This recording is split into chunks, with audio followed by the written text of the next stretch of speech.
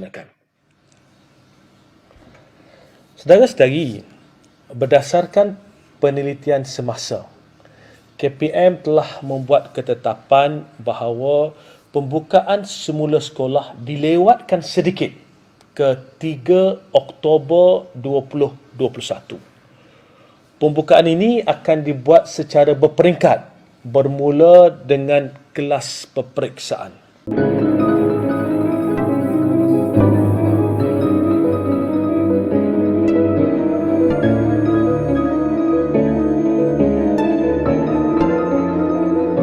Warahmatullahi wabarakatuh dan salam sejahtera. Akhir-akhir ini KPM banyak menerima pandangan berkaitan dengan pembukaan semula sekolah secara bersemuka pada 1 September 2021. Kami menilai kesemua pandangan tersebut. Kami membaca pandangan-pandangan yang dihantar kepada kami. Dan terima kasih kami ucapkan di atas kesemua pandangan yang diberikan. Saudara-saudari sekalian, sewaktu kita umumkan bahawa kementerian berhasrat untuk membuka sekolah pada 1 September 2021, kita umumkan pada 17 Julai, mungkin ramai yang terlepas pandang bahawa kita jelaskan dalam kenyataan media yang sama.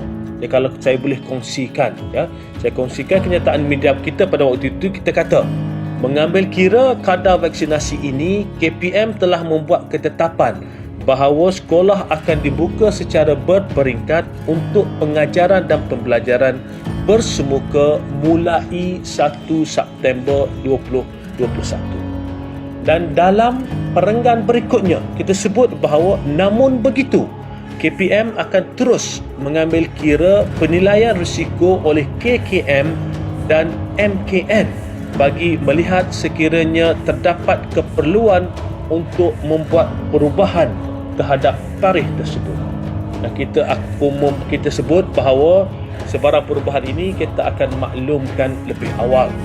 Saudara-saudari sekalian, pada waktu itu, pada 17 Julai 2021, apabila kita membuat kenyataan media tersebut, antara hasrat kita adalah untuk memastikan supaya keseluruhan ekosistem pendidikan membuat persediaan rapi bagi memastikan sekiranya sekolah boleh dibuka semula pada 1 September 2021, semua telah tersedia dengan penuh rapi. Dan saudara-saudari sekalian, kita perlu ingat bahawa menguruskan kementerian ini bukan sesuatu yang mudah. Dengan murid melebihi 5 juta orang, guru hampir 500,000 orang, sekolah lebih daripada 10,000 buah sekolah di seluruh negara, maka kami perlu membuat persediaan rapi dan memastikan keseluruhan ekosistem pendidikan itu bersedia. Jika saudara-saudari ingat, pada waktu itu, sewaktu kenyataan media dikeluarkan pada 17 Julai, kita sebut bahawa jumlah guru yang telah menerima sekurang-kurangnya dos pertama adalah seramai 61.3% dari keseluruhan guru. Pada hari ini, jumlah guru yang telah menerima sekurang-kurangnya dos pertama adalah seramai 92.4%. Daripada 61.3 naik jauh lebih tinggi kepada 92.4%. Itu guru. Untuk AKP pada waktu itu 46.3% dan pada hari ini 87.9% AKP telah menerima sekurang-kurangnya dos pertama. Dan pada hari ini juga 72.4% kaki tangan sokongan di sekolah telah menerima sekurang-kurangnya dos pertama. Bila saya sebut kaki tangan sokongan, kita merujuk kepada kaki tangan keselamatan, kebersihan, kaki tangan kantin sekolah dan juga pemandu bas sekolah. Ini bukan satu usaha yang mudah, tapi alhamdulillah kerjasama baik melalui task force di antara KPM bersama CITF membolehkan jumlah guru, AKP dan kaki tangan sokongan yang divaksinkan meningkat dari hari ke hari hingga kita mencecah pada tahap yang kita ada pada hari ini. Itu merupakan salah satu komponen penting yang perlu disediakan bagi memastikan sekolah dapat dibuka dalam keadaan yang selamat. Saudara-saudari sekalian, apabila kita bercakap tentang pembukaan semula sekolah, ianya akan membawa pada pergerakan yang cukup ramai, 5 juta orang murid, lebih 5 juta orang murid, hampir 500,000 orang guru. Sebab itu kita perlu membuat penelitian yang rapi. Ada yang tanya kenapa dah nak 1 September tak umum-umum lagi. Kita dah sebut bahawa apa-apa sahaja perubahan kita akan maklumkan lebih awal. Ya, sekurang-kurangnya kalau nak buka sekolah, seminggu sebelum buka sekolah kita akan maklumkan. Namun saya ingin jelaskan di sini tentang konteks pembukaan sekolah ini dalam konteks Pelan Pemulihan Negara. Ini mungkin ramai yang terlepas pandang bahawa untuk negeri yang berada dalam fasa 1, memang sekolah tidak dibenarkan dibuka. Ini adalah berdasarkan SOP Majlis Keselamatan Negara. Negeri fasa 1, sekolah tak boleh dibuka. Negeri yang fasa 2, kalau nak buka, boleh cuma untuk murid kelas peperiksaan sahaja. Ini tingkatan 5 dan tingkatan 6. Itu negeri fasa 2. Negeri fasa 3 boleh untuk murid kelas peperiksaan dan murid-murid lain.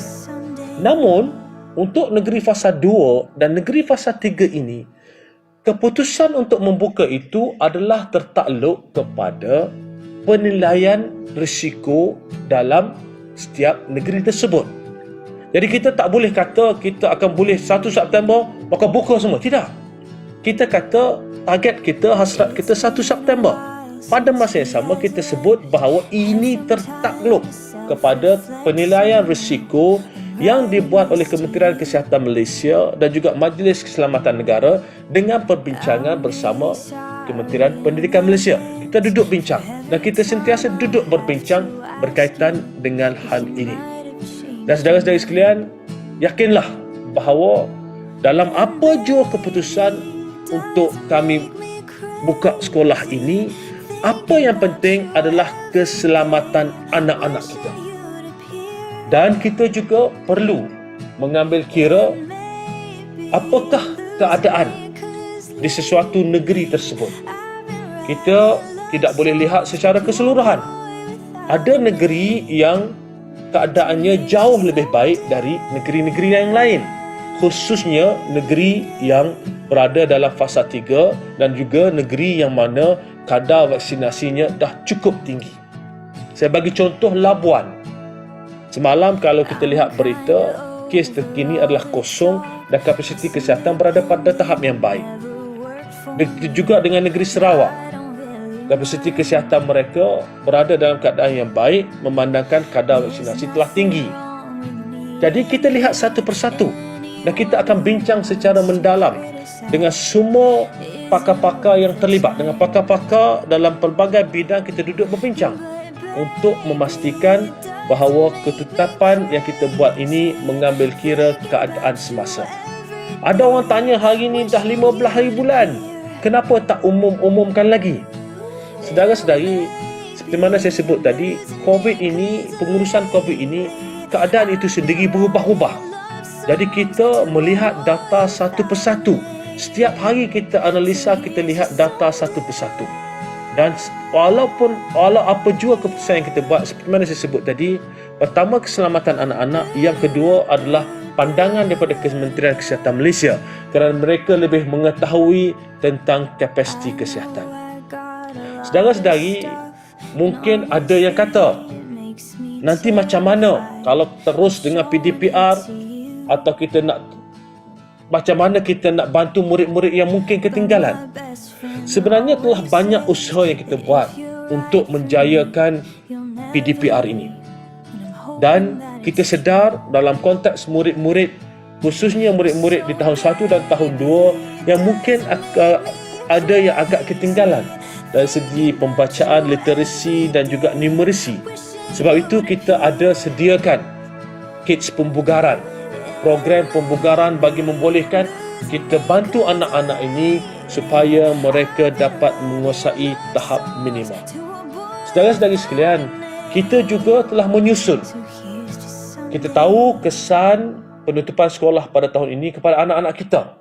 Nah, apabila kita bercakap tentang persekolahan 2021, kita tidak boleh bercakap tentang 2021 sahaja, tetapi kita kena ambil kira apakah yang akan berlaku pada tahun 2022. Semua perkara ini telah berada dalam perancangan KPM. Memang kita dah teliti, kita dah susun rapi. Kita dah ada perancangan A, perancangan B, perancangan C, perancangan D. Namun begitu, kita perlu melihat keadaan semasa sebelum kita memilih apakah perancangan manakah yang akan dilaksanakan. Saudara-saudari, berdasarkan penelitian semasa, KPM telah membuat ketetapan bahawa pembukaan semula sekolah dilewatkan sedikit ke 3 Oktober 2021. Pembukaan ini akan dibuat secara berperingkat bermula dengan kelas peperiksaan. Perincian mengikut fasa Pelan Pemulihan Negara akan dimaklumkan oleh KPM dalam masa terdekat.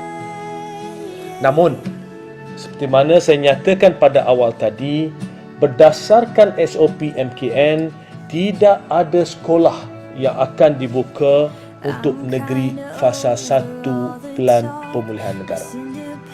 Saya amat berharap penjelasan ini dapat meredakan kebimbangan dalam kalangan ibu bapa tentang pembukaan semula sekolah. Percayalah, dalam setiap keputusan yang kami ambil untuk membuka semula sekolah, keselamatan anak-anak kita sentiasa menjadi keutamaan.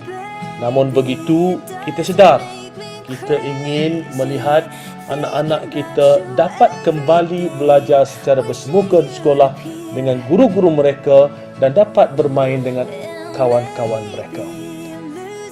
Saudara-saudari, saya bagi pihak KPM memohon jasa baik semua agar terus memberi kepercayaan kepada kami untuk memastikan kita dapat bersama-sama melakukan yang terbaik demi untuk generasi pewaris negara kita.